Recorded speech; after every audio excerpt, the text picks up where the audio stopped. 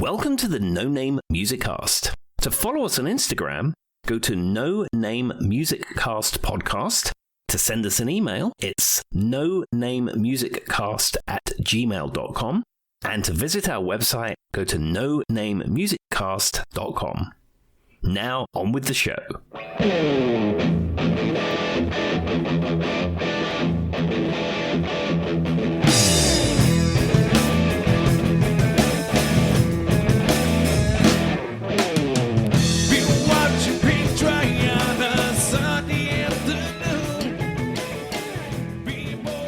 Hello and welcome, everybody. Welcome to the No Name Music Cast. My name's Tim, and this is Joy. And it's Friday night. We're kicking back on a Friday. We've had quite the week. It's the week before Metallica hit Blacksburg, so we're all getting ready for that. But Friday night we're kicking back and we're ready to go and recording another episode for you.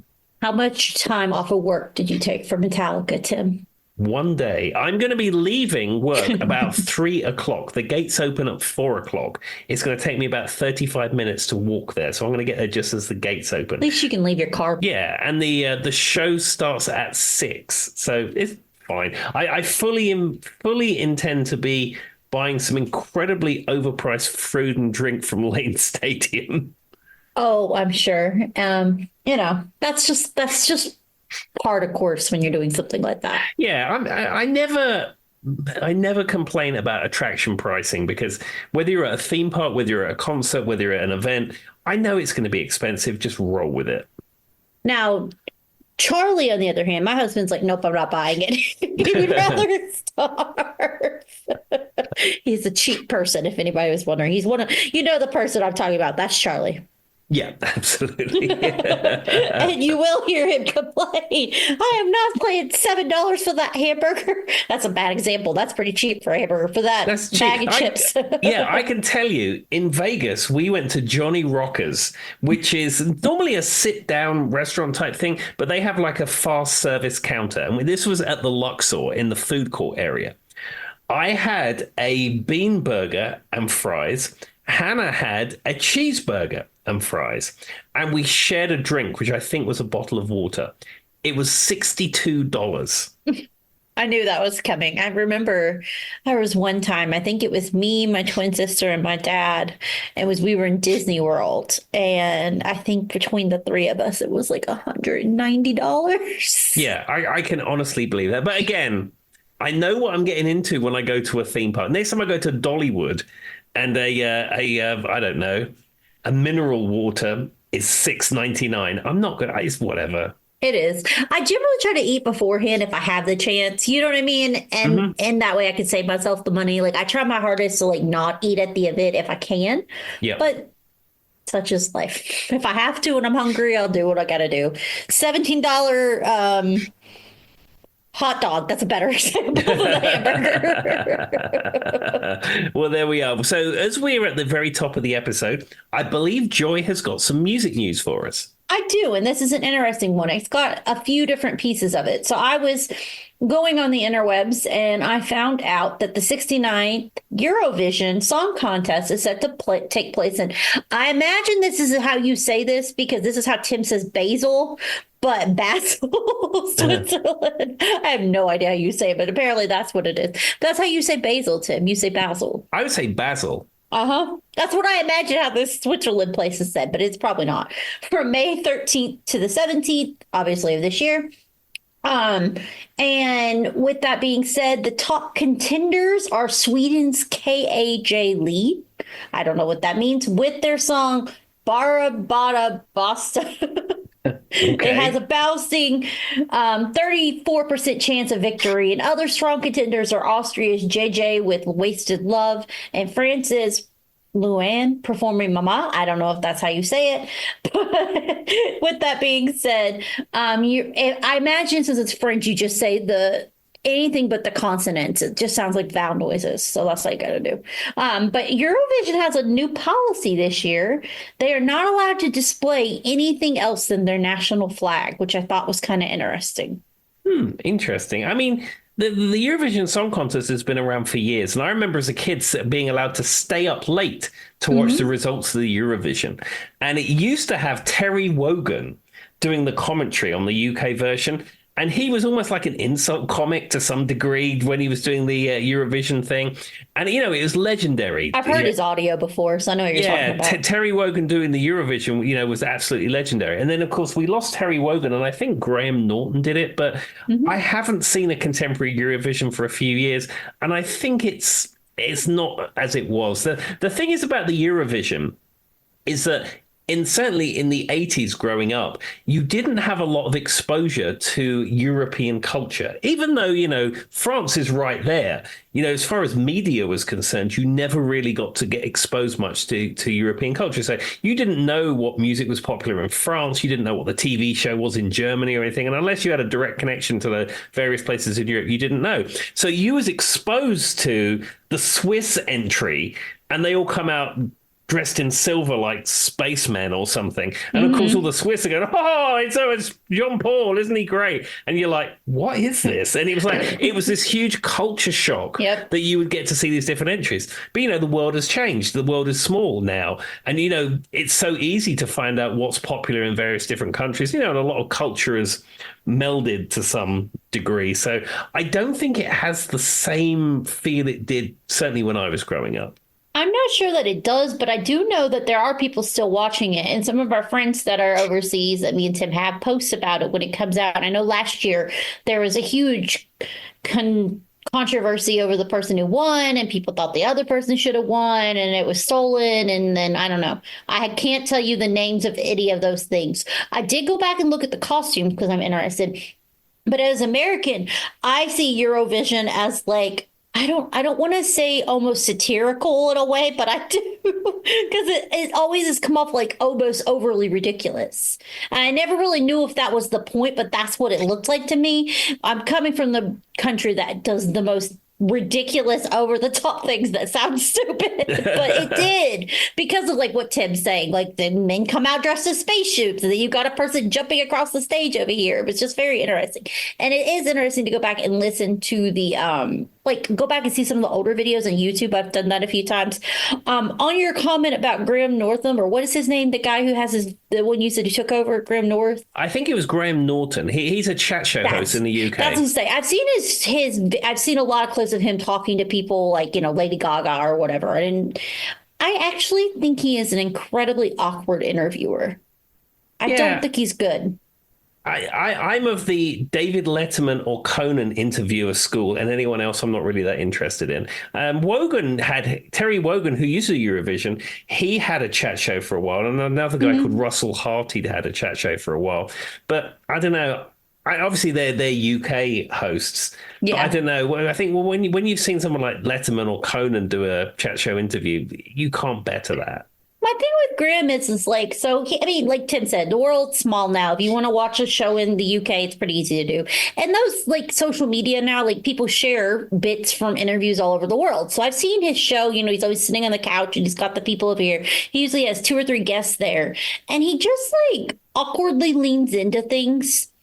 And like the timing of his questions are weird to me. I don't quite get him as a, so I have never seen him on Eurovision, but I need to go watch that because I'd be interested to see how he does in a more formal fashion. I guess just like announcing or emceeing. But if you're really truly into the Eurovision life and would like to buy the Contemplation album, I learned that exists. Contemplation, did I say that right? Yeah. It released on April 18th, Hmm. and yeah, I didn't know that was a thing. And you can also buy it on vinyl, but that's not until May 23rd. There we go. Well, as we know, I'm not buying vinyl records anymore unless it's Queen, Brian May, or Van Halen. They're the only artists I'm buying. Well, to be fair though, they have a digital release, they had a CD release, and a vinyl release, so they had all three. There we are. CDs of the future, Joy. I mean, Eurovision's still doing it. I thought that was weird. I was like, are they really putting out that many CDs? It's like that it was even on the list. But anyway, all right. Well, what do you have, Tim? Okay, just a couple of items before we get into the topic, and it's my topic this week. So, just to say, Guns N' Roses have launched their 2025 world tour. I saw that. Yeah, they started off at a place in South Korea, in Incheon, South Korea, Mhm. at the Moonlight Festival Park. They did a 22-song set list. They did move a few things around, but basically they're playing exactly the same songs that they played on their last tour. I mean, it must get a bit boring playing Welcome to the Jungle and Night Train and But stuff. why not fix what's broke, not broken, Tim, if it's sold well before, I guess. Yeah, I mean, I'm sure they're playing that stuff incredibly well because they're playing it over and over and over again. But they people thought that Guns N' Roses would never get back together, that Slash and Axl could never be friends. But once again, the almighty dollar brought them back together a number of years ago, and here we are. They're touring and they're touring and they're touring. Yeah, I will say, I don't know that are they going to come anywhere near us, Tim? And if they are, is it going to be $1 million? I look occasionally. I mean, probably Hershey Park or something like that is the closest stadium. They sometimes come to Makes sense. those places in like Virginia Beach and things like that. Charlotte is what I was thinking, maybe North Carolina. Maybe because I mean, this is a stadium tour. It's not like an arena tour. This is a huge Yeah. stadium tour. But I mean, I don't know. I don't know if I want to stand in a field for hours on end to see not really Guns N' Roses play those songs. I mean, I know it's Slash, I and wouldn't. I can say that right now. I'm not going. I know it's Slash, and it's Duff, and it's Axl, but it's a different Mm. drummer, different rhythm guitarist. They have a couple of keyboard players. I mean, it's fine. I mean, your key players are there. I've seen Slash. I saw him when he was involved with Revolver in Vegas. Yeah. But I don't know. I like Guns N' Roses and I own a number of their albums, but am I $300 each standing in a field into them? Not Probably. really. And I'm just going to say something controversial. I don't think Axl Rose is that great of a live singer. I don't know how he sounds now, but that's a little scratchy. Yeah, I mean he's gone through variability with his voice. I think his voice is actually pretty good at this point compared to what Might it be has been better in the now than what I've past. heard previously. But even so, yeah, if you're expecting the Axl that came out in the 80s, no, you're not going to get that. Yeah, the thing about it is drugs, man. They will affect your vocal cords. Yeah, I mean he's clean and sober now, and he's Yeah, in that's a probably good why it's better now than it was. he's in a good mental space as well. But yeah, I think what they've all done in the past is certainly affects the voice. Makes sense. All right. Well, did you have any other music news you'd like to speak of? Yeah, this is just an interesting thing. Hmm. Sirius XM satellite radio. Now, for our listeners outside of the United States, this is their satellite radio, which seems to ship with every brand new car that you get. Yep. And rather than having an aerial or antenna on your roof to collect FM AM, this, as the name suggests, it comes from satellite. And it's a subscription audio service. And the plans range from $10 a month to $50 a month, and they have sport and they have news and they have lots of music channels which are all commercial free. And whenever you get a new car, you get like a trial Three for it for months. 3 months. But everyone now has got the Spotify or Apple Music or some variation of that. Nobody's listening to FM music anymore. So it's just interesting that they're getting people to subscribe to this stuff. But the last quarter, they've lost 303,000 subscribers. I feel like it's one of those things. So Charlie had was subscribing for a while. He finally stopped. He is not like me and Tim in the sense that he's not as particular about what he listens to. He's more of turning on and whatever's there is there, right? Yeah. And I always thought it was interesting because a lot of the channels he would listen to were 80s on 8, 90s on 9, so on and so forth. And I have never heard like Hot Stepper so many times than I did on that. It was almost worse than regular FM radio, to be honest with you, to be frank with you. When we turned on FM radio, there was a little bit more variety than some of the stuff on there. Like it would be like literally, I don't know. And it would be songs that weren't like the ones you, so when you turn on FM radio, you tend to hear like the songs that you hear at CBS. We joked that that's Mhm. Joyce Core. I was singing the song at Kroger today because it was Cyndi Lauper, and I started laughing thinking about how I was jamming out. But because Tim makes fun of me for listening to everything that plays at a CBS, but it would be like the second. Like the down level of those songs. You know what I mean? Like Yeah, it yeah, wasn't yeah, yeah. hard. It would be like something, think like, I don't know. Um, I can't think of a name, but you know what I'm saying, Tim? Like the not Yeah, not not the at the hit, but top. the Yeah. second hit sort of thing. Yes. If I could think of a good name, of course, now that I say that, you know what I mean? But it would be like the tracks that like you've heard, but it was like they didn't quite get the main. I don't know how Yeah. to explain it. I mean, when Sirius started, they had all these different channels, and the amount of music that they varied was huge. But what's happened is exactly you say there's a 70s channel, an 80s channel, a 90s channel, a blues channel, a rap channel, blah blah blah blah, and all of them play the same 10 songs in a loop like FM radio. It's not worth the money that you spend for it. Yeah, I agree with you. And that's what we determined. Well, and to be fair, Charlie had to give up his because his just stopped working in his car one day. We could never figure out why. Yeah, That's I not a had different it. debate. I've got it on the radio in my car. I removed it from the options on the screen, and it's never darkened my door since. I mean, I don't know. His antenna or whatever it is, the antenna that it uses, Tim, like Hmm. it just stopped working, and like it wasn't worth it to just like you know what I mean. It just wasn't worth it to figure out. So he's got a broken Exactly. one on there somewhere Yeah, on the you can. Prius. Yeah, you can either pay $16 a month for Sirius Radio, or you can pay like 11, and then you can listen to every song ever on the Spotify. I mean, to be fair, we already paid for like YouTube Premium, Spotify. I'm already paying enough money. I don't need another one. I'll get Exactly. my money. Yeah, Liberty Media have got plenty of money. They don't need yours. Oh, yeah, yeah, they're not struggling. The irony is, though, is I used to work for, and Charlie used to work for. So it used to be Sirius XM. Like it's Sirius XM, but Sirius and XM used to be two different companies. Yes, they were. Yes. And we worked at a call center that did Sirius, and we were there when it merged. Hmm. And what would happen is a lot of the things we'd get were what's known as win back offers. And basically, it was the people who had it for free for 3 months didn't want to pay for it. And then they sent them a little discount code and you set it up for them. Yeah. And it was the worst system in the absolute, Tim, we've talked about like tech systems that you work for, especially at call centers. Hmm. I've done similar things before, so he knows what I'm talking about. Terrible. Just the worst. And if you ever had to merge accounts, it would take 17 years. That's not even an exaggeration. And then half the time it would break. Like it would like freeze and you'd be stuck and the accounts wouldn't merge and you just have to start all over again. Yeah. I've worked with CRM systems in the past. There is a lot of legacy tech, and a lot of that stuff is awful. I wish I could remember. I'll have to ask Charlie. I'll give you guys an update. I can't remember what system it was. Tim would probably know the name because it's one of those ones that's really obvious when you hear it, but it was really bad. Absolutely.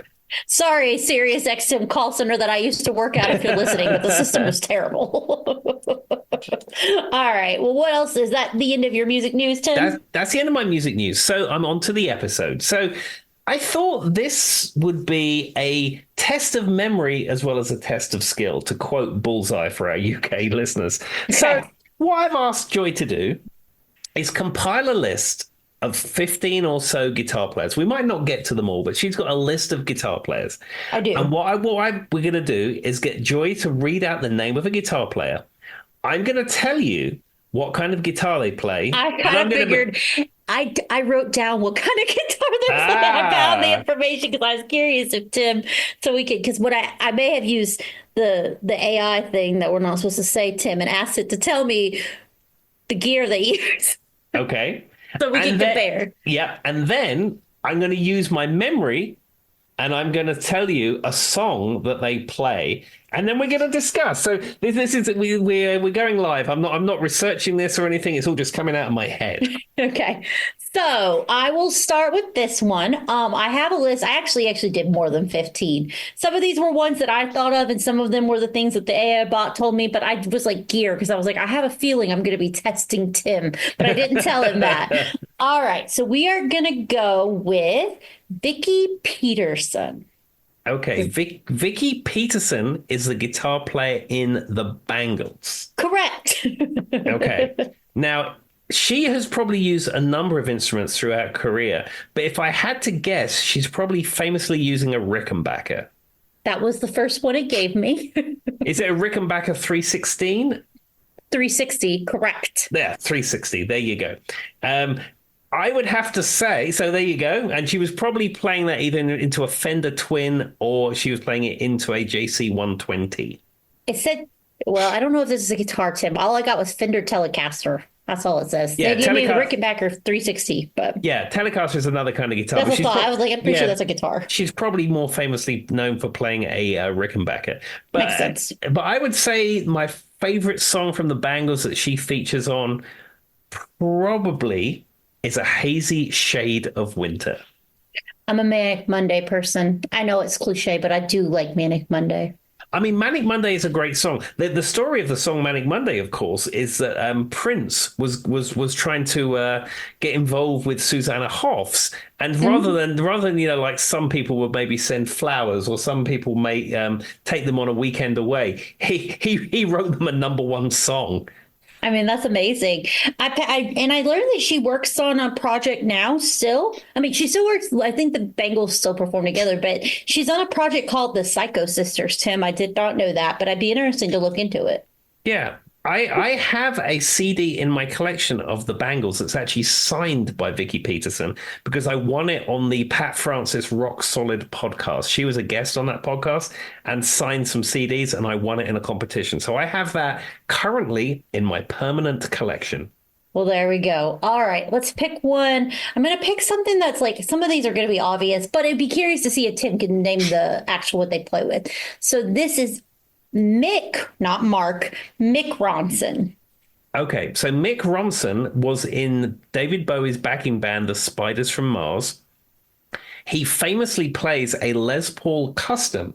That Les Paul Custom was originally black, and he stripped all the paint off it, so it had a natural colored top.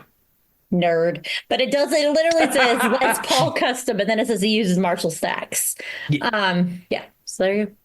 Okay, and I think the song that I would pick out for that probably would be the track Ziggy Stardust. And there's a good reason for that. Because the song Ziggy Stardust, which was probably a hit in the 70s for like 5 minutes, for some reason, every cover band in the UK, certainly in the Freak Jam group of companies, plays the song Ziggy Stardust. I could play that song right now off the top of my head. I've played it so much. And it's ironic because, like, obviously in America, half of our listeners probably don't even know the song. Yeah, and Ziggy played guitar. It doesn't play anywhere. I mean, obviously David Bowie is amazing, so that in and of itself, but that's not the song that most Americans associate with him. Now, for me, if I was going to pick a song, I'd probably pick Changes or maybe Moon Age Daydream. I like both of those. Yeah, Changes is a great song. I mean, if you get any David Bowie best of compilation, every single song in that is great. You know, whether it's a Let's Dance or Ashes to Ashes or Sound and Vision or, there's so many songs on there. Everyone is like, oh, that's an amazing song. I was listening to Absolute Beginners yesterday. Oh, yeah. And that is such a good song. The thing is about Absolute Beginners as well.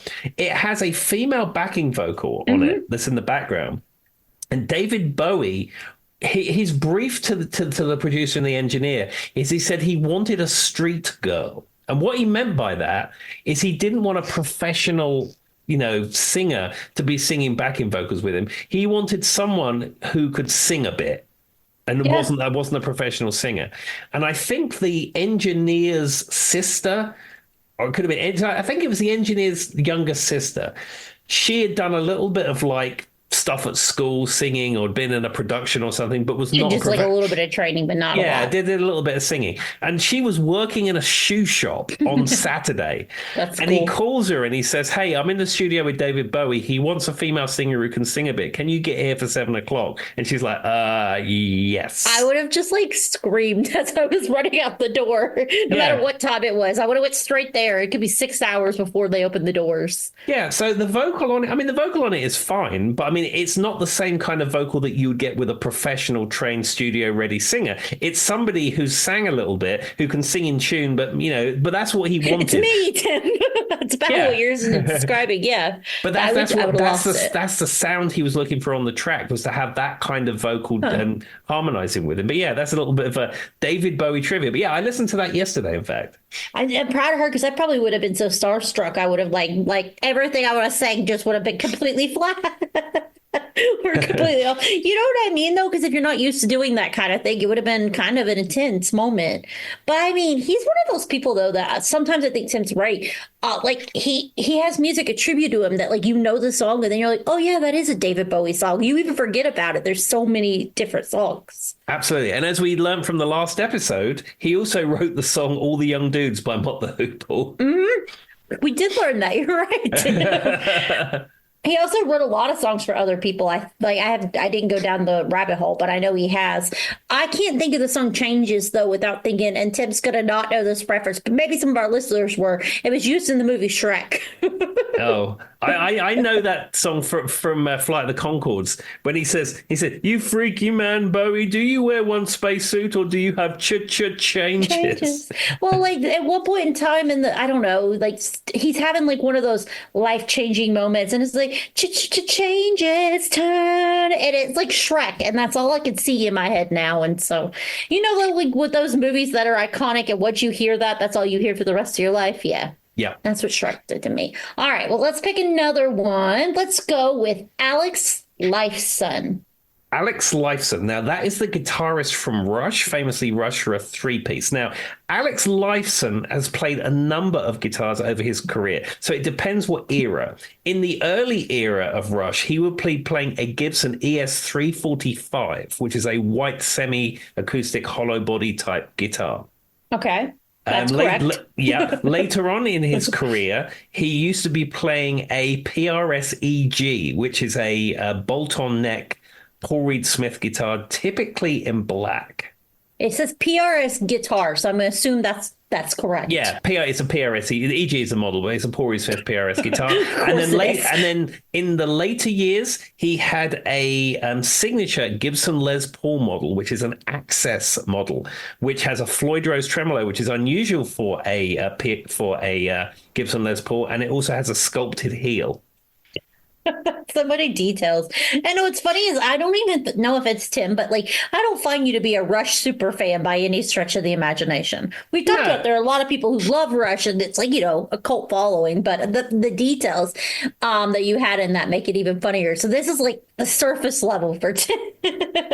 Yeah, well, the thing is, I'm just an enthusiast of all things guitar. So, yeah, I'm a surface level fan of the band Rush. But when it comes to guitar gear, I grew up reading Guitar World, Guitarist, Guitar Makes Magazine, etc. So, that was what I did growing up, was just read those magazines and absorb all that information. He also has a signature Hughes and Kettner amplifier called a Lux, LEXRST, I think it is. Well, I can tell you which outfits the Spice Girls wore throughout different concert series, if anybody was wondering. See, I mean, we all have our little niche interests. Now, and I still know the stop dance from the music video by heart. Now, what song do you want to go with, Tim? I think the song, probably my favorite Rush song, and if you're a Rush super fan, you'd probably be tutting at this.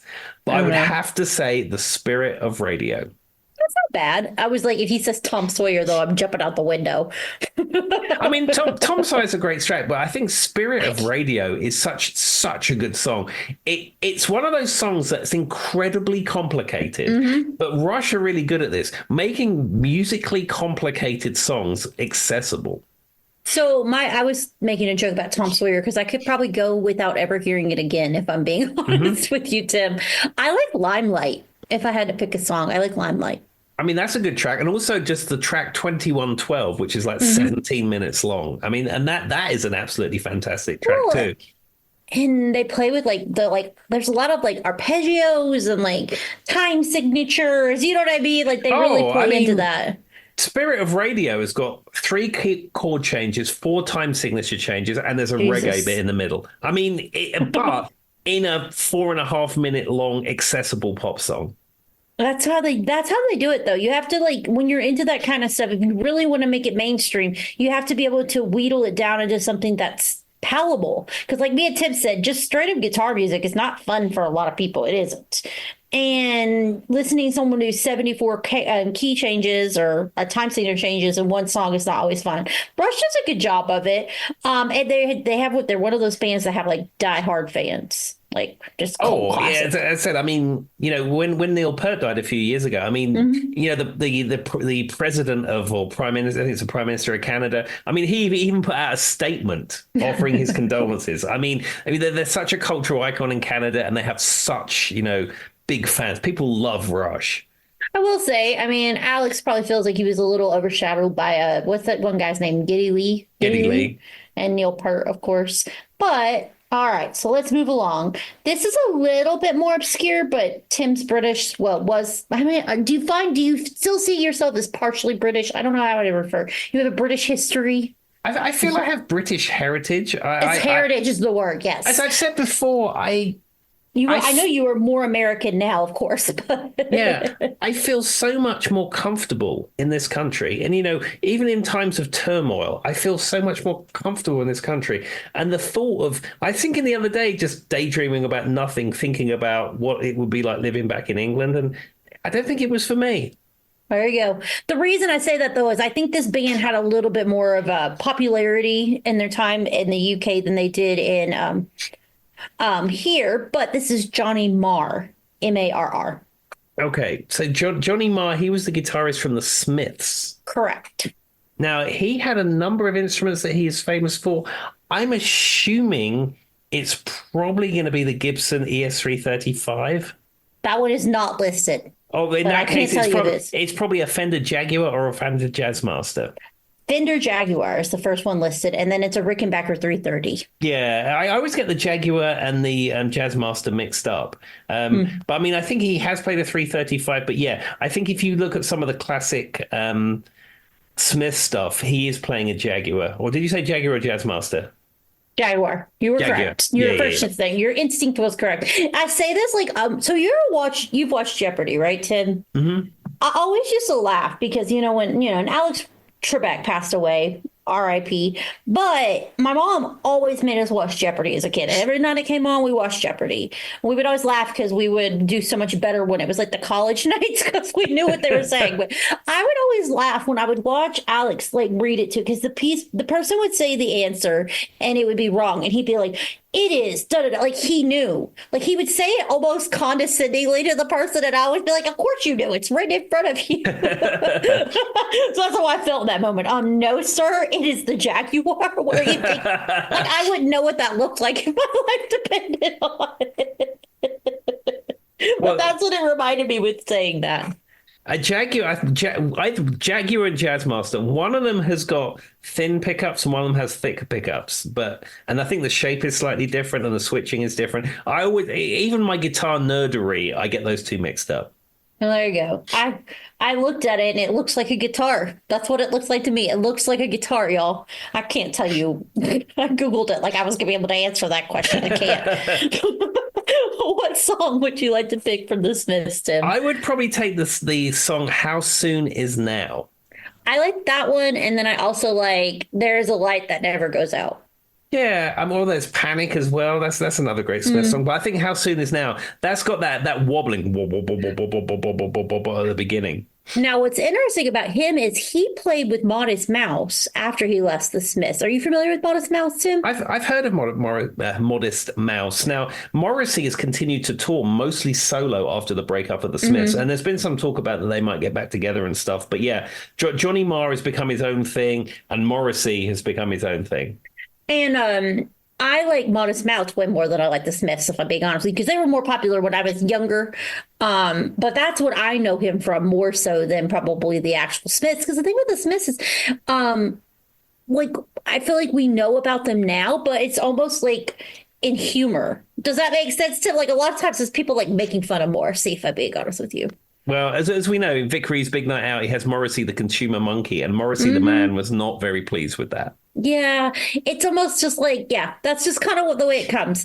And then I think there was a reference to a band in Harry Potter, and I think J.K. Rowling said that she based it somewhat off the Smiths at one point too. Don't quote me on that, but I'm pretty sure that's where she said it came from. All right. So let's pick another one. I'm not going to pick that person because it's obvious. Sim will know the answer. I didn't know what I was doing when I went into this, but I kind of had a theory. Let's just go with Carlos Santana. Carlos Santana, right. Okay, so currently, well, at least for the last however many years, he has played a Paul Reed Smith guitar. Yes, that is listed. Yeah, so it would be a Carlos Santana model, which is based on the original prototype of the first PRS guitar that Paul Reed Smith presented to him. Prior to that, he was playing a Yamaha SG 2000. And prior to that, he was probably playing a regular Gibson SG. But certainly in the last 30 years, he's known as playing a Paul Reed Smith. Yeah, apparently he is PRS like signature, like custom for him or something, I Yeah. guess. Yeah, Yeah. the PRS Santana model. It's most PRSs are on a double cut design, and his Mm, signature model is a double cut type, different design. fair enough. I mean, I love Carlos Santana, but I've joked many times that many years ago, whenever I was still on the Twitter long before chaos ensued, and now I'd rather you stick a pin in my eye than I have to look at x.com. Like I have to like post stuff for it at work, Tim, and it's pure torture to go on there, but we're not going to get into that. With that being said, back whenever Twitter was still Twitter and it was fun and people enjoyed it, I went on one day and it said Carlos Santana died, and I was about ready to. It was a baseball player named Carlos Santana. Yeah, I mean, we I'm sorry, Mr. Santana, that you that your days were no more. But I mean, yeah, the Carlos Santana that we know is still out there. He played a gig recently where he collapsed on stage. I mean, he is getting older. I hate to say that, but it was right around that time we lost like seven people too. Do you know what I mean, Tim? It Hmm. was like when the Eagles, when Glenn Fry, like all of those people just kept passing away, and I was like, not him too. What's happening in the Yeah, water? I think it was 2016. It's like we lost Hmm. one and next and George Michael and blah blah Yeah, blah, and it it was was just all like the one right after the other, and I was like, not Carlos Santana. Why now? no. Luckily, as of May the 2nd, 2025, Carlos Santana luckily is still with us. He's still wielding his PRS guitar. And I think I would probably go with the song. Well, there's a couple. I know he's got so many good songs. I don't know whether to go old or whether to go newer. I'm going to go newer. I'm going to go with the song "Smooth" from his Uh, Supernatural album. that's one of my favorites. So I love the new generation of Carlos Santana, and Smooth is up there. I mean, I do like "O Como Va," and I like Black Magic Woman and all that kind of stuff. But I did like that the 2000s resurgence of Carlos Santana was one of my favorite things. Yeah, it was a comeback album of sorts, Supernatural, and then he had a follow up as well. And what because he doesn't sing, so each song Mhm. had like different vocalists on it. Smooth has Rob Thomas from He Matchbox does, 20 on it. and I'm not a big. I mean, I know Matchbox 20, but I wouldn't say I'm like a diehard Matchbox 20 fan. But I think Rob Thomas does a really good job on it. Yeah, it is a great track. I mean, I played that in the Guilty Party many times, and during Mhm. the lockdown period, I recorded my solo part on it and posted it up on the internet. I'm currently actually, if you follow me on Instagram, Timothy underscore O'Sullivan, if you were interested in the Instagram, I've been delving back through the archives. So this is how this works. This is an exclusive. How this is working. I have Google Pictures, and every piece of video that I have and every photograph that's in it goes in Google Pictures. And every day they give you little memories. Mhm. So I go through the memories, and nine times out of 10, there's a video in it. I download it to my iPad, make a few edits, and then put it on Instagram and I say from the archives. And I'm delving through some old stuff that I've done that I'd forgotten that I played, old gigs, old recordings I've done at home, and stuff like that. Mhm. So I've actually got the video of me playing Smooth ready to go. So I look out if you're on the Instagram. I'll be posting that soon. There you go. I will say, but for me, that whole album of Supernatural was really good. And for those who don't know, like Tim was saying, it's got a different singer, like Maria. That was one of my other ones. You got Wyclef Jean on that one. I think, who else sang on that? I can't remember what his name is, David something. But then I also liked he there like even CeeLo Green is singing on one of those songs. Lauryn Hill is singing on one of those songs. Like it's a really good album. Yeah, it's really well done, and yet still with the sort of searing guitar of Carlos Santana playing his PRS. It keeps and his Spanish vibes come through beautifully. It translates really well. And I mean, he's Carlos Santana. He really can't do anything wrong. But if you've never went down the rabbit hole that is that album, I highly suggest it because there's a lot of like things on there I think people don't know that they exist. Exactly, and I also still think of the interview he gave on CBS Sunday Morning when they said, "Carlos, when you play guitar, what do you want it to sound like?" And he says, "I want it to sound like a woman." And she says, "What do you mean sound like a woman?" So basically, she said, "What does a woman sound like?" And he says, "Divine, of course." He's such an interesting person when you see him. I remember I saw him on the Kennedy. He did like a Kennedy Center honors. He was like honoring somebody else. He was a guitar player. I don't Hmm. remember exactly who it was. It was him and that.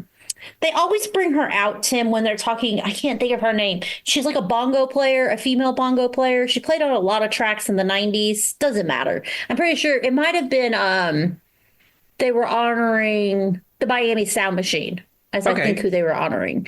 And he was on there, and he's very like personable when they talk to him. Yeah, Um, his interviews are gold. I mean, like I he's don't know how to explain it. Like he was talking because they let him talk, and honored her or whatever. And it might have been Gloria Estefan and the Miami Sound Machine, or just the Miami Sound Machine. I'm 100% sure. But like Tim's right. If you go watch him talk, he speaks in a very interesting manner. yeah, he's almost as if like he did a load of acid in the 60s and his thought process is a little bit I, different from everyone else's. I mean, I don't know about you, but Black Magic Woman has some indications that he might have. Me and Tim cannot confirm or deny this is all alleged. Please don't sue us since you are still alive. All right, let's pick another one. Let's go with one that we've talked about, but I know that this is not Tim's favorite, but he probably knows that he knows it, I'm sure. Kurt Cobain. Yeah, so Kurt Cobain went through lots of instruments in his career due to his stage antics, but certainly towards the end of his career, he was mostly playing Mexican-made left-handed Fender Stratocasters with a Seymour Duncan hot rail pickup in the bridge, but he did have a signature model with Fender called a Jag Stang, which was half a That's Jaguar, what I have half a listed here, Mustang, yeah. and then that was that, and I think that had a Seymour Duncan 59 humbucker at the bridge. No, a JB at the bridge, and I think some kind of single coil at the neck. No, it's a Texas Special Tim could at the say neck. any word right now, and I'd be like, sure, because I mean, I don't know. Yeah, and they actually sold the Jag. Fender sold the Jag Stang for a while, and apparently he liked the Jaguar and he liked the Mustang, and he got a cutout of each, and then cut it in half, and then kind of glued the pieces together, and said to Fender, said, "This is the design I want." But most of the time, when you saw Nirvana in the later years, he was playing normally some kind of left-handed Mexican Strat, but that was his signature model, was the Jag Stang. There you go. It also said he had a Fender Mustang. That's different than the Fender Jag Stang. I don't know how that's different, Yeah, the but Mustang, and in fact, the one that he had is what's known as the competition Mustang, which was a student guitar, which is like a budget instrument that you could buy in the 70s. And he had the competition variant, which had like stripes on the body, and that is the one that he plays in the "Smells Like Teen Spirit" video. oh, okay, I have seen that one. I can visualize what you're talking about there. All right, let's But I go didn't say my with. song. Give me my Oh, I song. didn't. Oh, Tim, what song would you like to use? Well, it's a song that I've mentioned before in the realm of Nirvana, and it's going to be "Heart-Shaped Box." That's my pick too, to be honest. I could go without hearing Come As You Are or Smells Like Teen Spirit ever again. So I'll go with Heart Shake Box as well. Yeah, as I said, that's still probably my favorite Nirvana track from their second album, In Yeah. Utero. Yeah, I don't know. That's just got some interesting stuff going on in it. I find that the first Nirvana album, it's very formulaic in some ways, where it's like fast bit, slow bit, fast bit, slow bit. Whereas that song has got a lot more stuff going on some of the guitar playing. It's a little bit A discordant. little more nuanced. Yeah, and it has some interesting sounds on it. Yeah. I mean, I'm not like a huge Nirvana fan. I don't hate them. I'm just not a huge fan. It's not my type of music, but I do know that there is some talent there, of course. Yeah. And I won't forget to ask Tim for his song this time.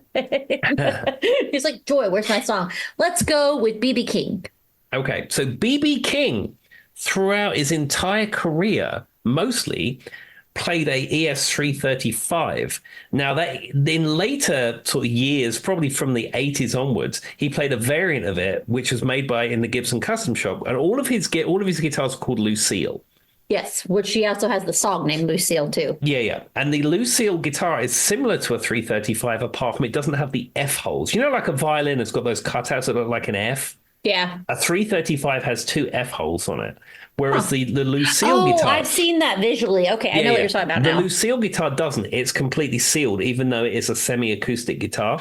And apparently that is to reject feedback on stage. Now, the reason that... Is it like the reverbs?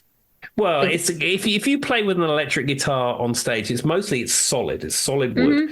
And to some extent, you can turn it up as loud as you like, and it's not going to go, whee!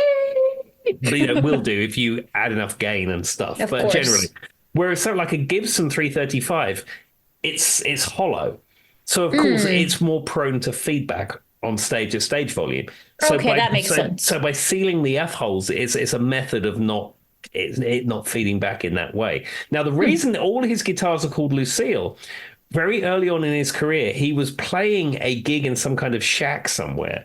And then it was before, I think it was even before like electric lighting was even a thing. Of And course. so they have some kerosene heater got knocked over, or kerosene light got knocked over, and the shack started to burn down.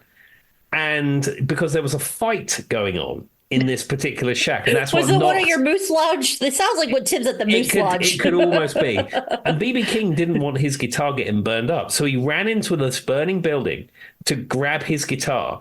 And when he came out, he learned two things. He said, one, I'm never going to do that again. That's incredibly stupid.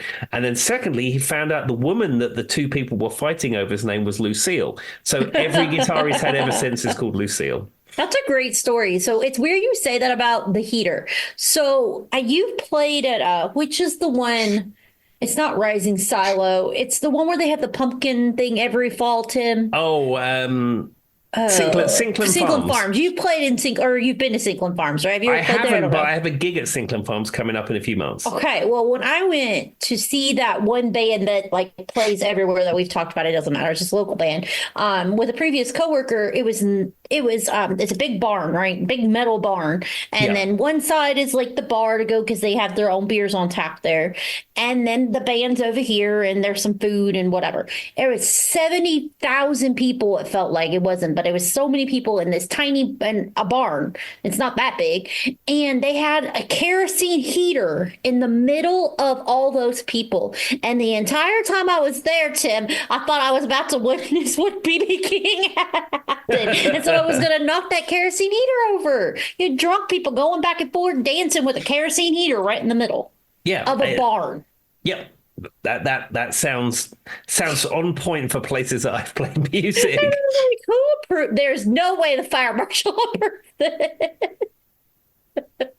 Like, and it was one of those big kerosene heaters too. You know what I mean? You know what I'm talking about. If they knocked it over, kerosene would just go flying, and something would catch fire. And I'm like, oh yes, let's put the kerosene heater between all the drunk people. What could go wrong? And that sounds like one of the Moose Lodges Tim's played at many times before.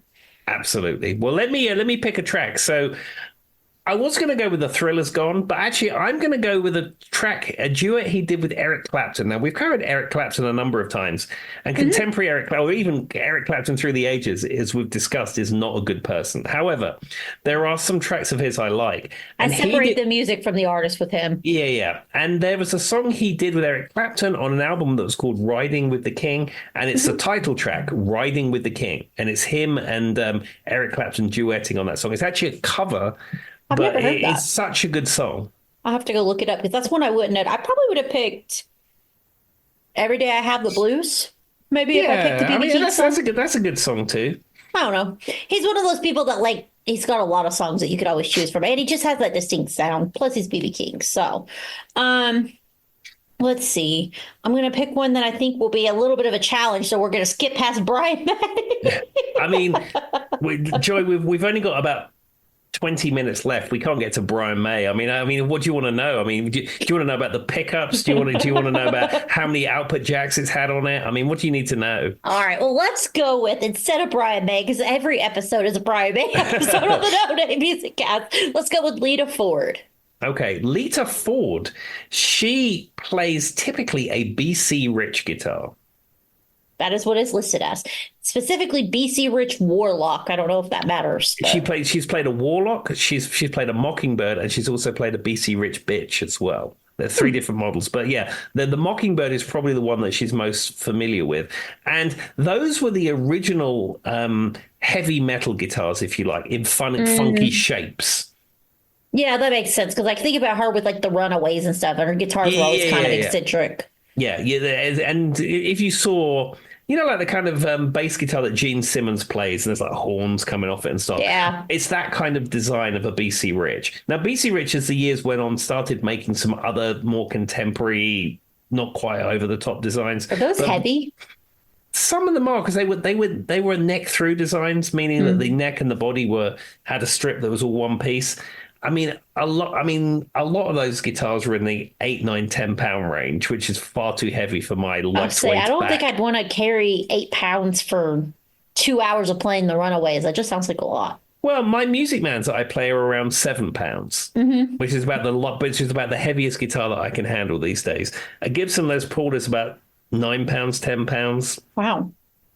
I guess I never really think about how heavy guitars are, but I mean, I've lifted a few of them, obviously, and I guess you get used Yeah. to it. Every guitar I own is £7 or less, otherwise I can't play it because otherwise Mm. it just tweaks my back and it's uncomfortable.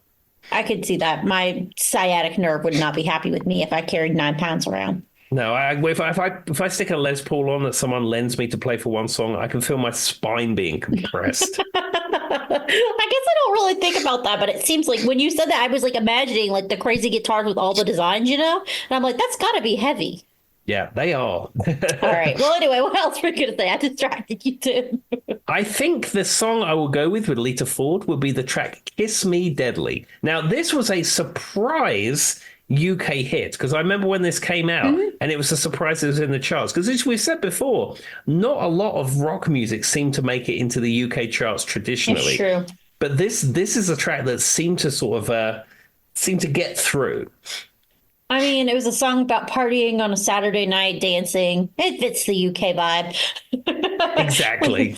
I would probably pick her stuff with Ozzy, maybe like Close My Eyes Forever, that kind of thing. I Yeah, like that. I mean that's probably the number two track. I bet if you put, in fact, I'm going to do it right now, Joy. If we go on this magical the Spotify, Lita Ford, not NPR's Life Kit, that's something different. um, Oh, Tim, I set up my my monthly donations to NPR.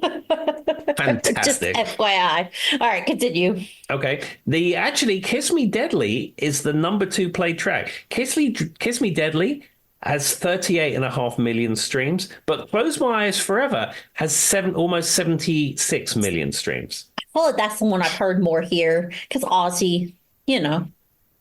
And it's a good song, I will say. And she's known for that kind of glam rock kind of thing. I'm not an expert, but it's very riff heavy playing, I would imagine. Absolutely, absolute stellar guitar player, great singer. I mean, rich rock and roll history of Lita Ford. Someone that probably doesn't get the kudos that she should. Well, and I mean, the Runaways were basically, I mean, I've never looked into this, but I think they're generally known as like the first 80s kind of hair metal female band, like female rock band. So they in and of themselves deserve a lot of credit. Tim's right, it was a male heavy field to be in. All right. We want to do one or two more? We've got around 15, well, All right. about 10 minutes or so. We'll go with Peter Green. Ah, Peter Green. Now, Peter Green, of course, was famously a member of Fleetwood Mac and in the very early incarnation of Fleetwood Mac when it was more of a blues and rhythm and blues band. Correct. He played a 1959 Gibson Les Paul Standard. It does say that it was a reverse neck pickup. I don't know what that I was going to means. get to that. So, Oh, my bad, everybody. I'll let him explain. so the neck pickup in his 59 Les Paul, most people think it had some kind of repair, and whoever put it back together put the pickup in back to front. Now, Oh my God, he has all the detail. the thing is about his Les Paul, not only did it have that pickup reversed, in the middle position where when you have both the pickups on together, it was wired out of phase. So it sounded more like a Fender guitar than a Gibson guitar in the middle. So like if you listen to the track Needs Your Love So Bad, it has a very kind of nasally thin sound about it, which is not usual for a Gibson Les Paul guitar. And it's because it's the combination of the neck pickup being back to front and it being wired out of phase. It's funny because it's literally what it says word for word in front of me. Like I thought Tim paused and I was like, oh, it says this. And then he's like, oh, let me go into because in parentheses it says accidental, out of phase tone. Yeah. So that guitar, that 1959 Gibson Les Paul, was owned by Peter Green. Peter Green had some mental health concerns and decided he didn't want to play music. So he somehow knew Gary Moore, the Irish blues guitarist Gary Moore. And he offered to sell it to Gary Moore for a ridiculously low amount of money. And Gary Moore was broke and couldn't afford it. So he said to Gary, he said, well, what kind of guitar are you playing? He said, I have a Gibson SG. He said, well, sell that and give me the money. So that's what he did. So he ended up with Peter Green's 59 Les Paul. Gary Moore played that guitar for a number of years. He was involved in a car accident which broke the neck at both the body and the headstock end, That and guitar's it was genius. repaired by Charlie Chandler of Chandler Guitars in the UK, who used to do my guitar work. Okay, so Yes. Gary Moore played that instrument. He famously played Parisian Walkways with it. He played Still Got the Blues and played it live with Thin Lizzy and a number of other bands that he was in. So we lost Gary Moore a few years ago. Very sad incident that we lost him, and it was up for sale, and it changed hands for a number of collectors, and in the end Kirk Hammett from Metallica bought it. He bought it for supposedly $2 million. Now, this is an incredibly rare, even if it didn't have the celebrity connection. A 1959 Gibson Les Paul is almost in the $1 million bracket. Almost. It's I that could see kind. that. It's seen as the Stradivarius of the electric guitar world. Well, Now, think about how many artists you've said just on this, you know what I mean, to list that have some form of that. So it yeah. makes sense. So Kirk Hammett now has this instrument, and a lot of people at the time was like, "Oh, Kirk Hammett from Metallica, he's not worthy of owning the Oh. Greeny Les Paul."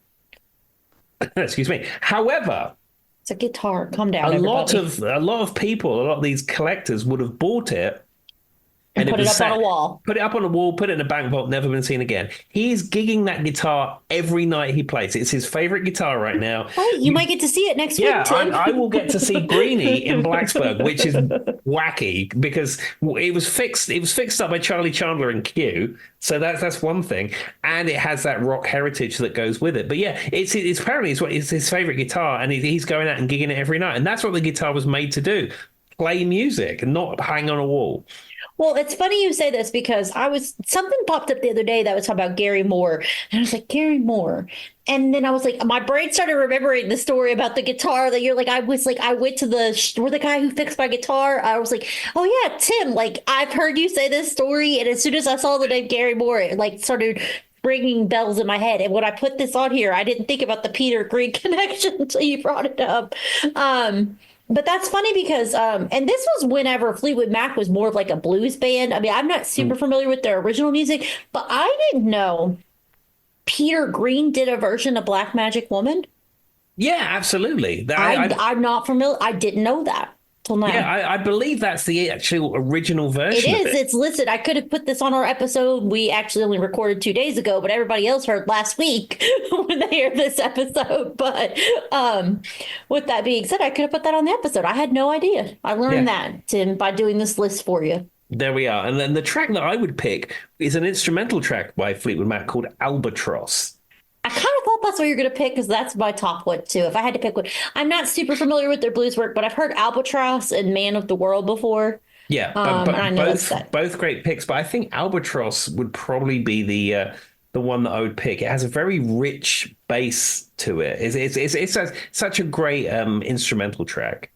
All right. Well, let me give you one more, maybe depending on time. We'll see how long this takes us. Let's do two more, Joy. Two more because this is fun. Tony Iommi. Okay, Tony Iommi is the guitar player from Black Sabbath. Now, there's a couple of instruments that he's famous with, all of the Gibson SG style design. He famously plays he's left-handed. He plays a left-handed Gibson SG. He's had a few of them over the years. He's had a red one, which I think was called the Monkey. He also They had listed SG Monkey. That's how they listed it. He also had like a regular black SG with humbuckers in it. But during the sort of 70s, early 80s, he got into playing instruments by a man called JD. And JD used to make custom guitars, which were basically the same idea. He also had a Patrick Eggle signature model for about 5 minutes in the 90s, but he never really seen playing those at all. But probably the SG is what he's known for at this point. Yeah, that's what it popped up with. I will say he's one of those people that like when I see him, he looks exactly like a member of Black Sabbath should look to this day. Yeah, he is an incredibly amazing guitar player. I watched a Black Sabbath concert from 10, 15 years ago recently, and I'd forgotten how good a guitar player is. The other thing about him, he's a chummy northerner from the UK, and he single-handedly invented heavy metal. And I can tell you how he did that. Okay. So a He really broad statement, Tim. No, he did. He single-handedly invented heavy metal. So he was about to get they were just about on the brink of getting big with Black Sabbath. Hmm. He worked as a sheet metal worker and preparing metal sheets in a Is that how factory. he lost his finger or whatever? Yeah. So it was actually his last day, and he didn't even have to go in that day, but he went in because he was a good person. And somehow he handled a metal sheet which Mm. was white hot. And what he did I've is seen a picture of it. yeah, and Oof. on his right hand, which is his fretting hand, he basically burned all his fingertips off, almost to the bone. So he couldn't play guitar like that. So what he developed a way, for one, he had like plastic thimbles made that go over his Oh, fingers, that makes so sense. it doesn't hurt when he presses the strings down. Hmm. But he found that pressing the strings down on a regular guitar it's still hard to do because of the thimbles. So he tuned his guitar down like 4 steps to make the strings Oh. floppy so he could play. So what do you get? You get the down-tuned Oh, the metal. the really intense. Yeah, okay, I get it. That makes sense. Yeah, and it's seen as that is the point heavy metal came. When Huh. Sabbath came out and he had his It's down-tuned guitar playing those riffs, that is where it's heavy metal begins. so interesting you say that because we've always joked about there's that contention of if Black Sabbath really is metal or something. No, Black Sabbath is the beginning of Being metal. a That's metal. that's where it That's an starts. interesting. Interesting. I knew he was missing fingers. Like I've seen that one picture of him, where like his ring finger obviously is like halfway missing. Now, does he? So is he naturally? So that's his left hand, I guess. Is he naturally left-handed, or did he switch playing hands at some point? No, no, he's always been a left-hander, so Okay. he would be fretting with his right hand, and his right hand is where he's missing stuff from his fingertips, where he wears those plastic thimbles. All right. Well, let's give Tim one more. Oh, we don't pick a song. You didn't pick a song. Oh, I'm going to pick the Sabbath song "Heaven and Hell," which is a Sabbath song with Dio, Ronnie James Dio. It's Hmm. not a song that's with Ozzy. I think "Heaven and Hell" is a really good song. It's hard to pick a like one Black Sabbath song because I don't want to pick anything obvious like Iron Man because I could never hear Iron Man again and be happy. So when I was in high school, Tim, our what's known as in America, you have like a marching band that plays at like your school, right? Hmm. And they would do a version of Iron Man, and it would be there. And I've heard it so many times, like every football game ever. I would probably pick Children of the Grave. Yeah, that's a That's a good. decent one. I don't know. It's just Yeah. the first thing that came to mind. Don't come for me, internet. It's just the first thing that came to mind. Let's go with. Do, do. Let's end it with a woman. Let's go with Joan Jett. Okay, Joan Jett. So she plays a Gibson Melody Maker, Yes, correct. which again is a student guitar, which we know certainly back in the 60s and 70s, Gibson and Fender would make lines that are cheaper and not have all the same features as a more expensive guitar. And a Melody Maker is from that line. Still a very good and very decent guitar. The one that she plays is the one that she's probably played her entire career, and it's got like stickers and stuff on it, and It looks it's very Joan Jett. yeah, it's probably seen better days. But yeah, Joan Jett is a rock icon. She's one of my favorites. What song would you pick, Tim? I'd probably go with Bad Reputation. So for me, I have okay. Obviously, I'm not going to say I love rock and roll. I could rather jump out this window than hear it again. I love Crimson and Clover. I hate myself for loving you though. Hmm. Is the best. I don't care what anybody says. It might be one of the best rock songs ever written. That breakdown, whenever it leads into that, like it's just like if I'm like in the mood for that kind of like I want to hear like a really kind of glam rock, I guess for lack of a better term. That Hmm. is like I don't know how she. I mean, I don't know. Tim could probably explain how that works, but I think she kills it on that song. I hate myself for loving you. I mean, I could like sing every part of it in my head. I probably listen to it at least once a week. Yeah, it's a great track. She's such an icon. And if you've listened to Dave Grohl's autobiography or read it or listened to the audiobook like I have, he tells a story that is in Harrods in the UK. And his daughters were much younger and they went to the toy department. It's such a Dave Like, why does he know everyone and everything? Yeah, and he's in the toy department, and his daughters are with him, and he said that each of them could have a Barbie. So they're in the Barbie section because that's what they wanted, because they're young girls and they wanted Barbies. So they're in the Barbie section, and one of them gets blah blah Barbie, and the other one gets blah blah Barbie. And he's looking through the racks of stuff, and they had a Joan Jett Barbie, and he says, "I'm gonna buy the Joan Jett Barbie. I have to have this." Oh, you know what I should have said though? Do you want to touch Tim? That's the other one. The other one that That's I think true, is a but great Joe Jett song. It's a cover of somebody who we shouldn't be talking about. That's true, but we can talk about Joan Jett's version. Absolutely. Yeah, no. Now it's stuck in my head. But anyway, actually, I could probably talk about Joan Jett for days because I mean, Dirty Deeds is great too, but that's also a cover. Yeah. Crimson and Clover, though, does rank up there as well. All right, well, I'll stop naming Joan Jett songs, but I like them all, and I like her guitar playing, so I'm glad we ended it there. What would you like to tell the people, Tim, before we go? Well, I'd like you to ask me one thing. Just ask me one thing about Brian May's guitar to finish. I promise I won't go on for too long. Okay. Tim, can you name one thing about Brian May's guitar for the people? Yes. Which part of the instrument do you want me to talk about? The string part. I don't know. Strings, yeah. So he used to use rotor sound 8 through 38. That's what he used in the classic Queen days. Some point in the late 80s, early 90s, he changed to Maxima gold strings. And again, they were 8 through 38 gauge. When Pete Malandrone became his guitar tech, he noticed that Brian was breaking a lot of strings, and he encouraged him to go to 9 through 42, which is the gauge that he uses to this day. The Maxima String Company no longer exists and was renamed the Optima String Company, and you can still buy Brian May's signature Optima gold strings in gauges 9 through 42. And there you go. I could go on for hours, but I'm just cutting that short. I want you to know, though, that the AI bot that I stole these from says Queen's signature sound was partly due to the rich singing tone of Brian May's guitar. There we are. That's how it labeled it. All right. Well, as always, Tim says, everybody, be nice to everyone. Be kind. Yep. And just be nice to everyone that you meet. Bye-bye. Bye-bye. To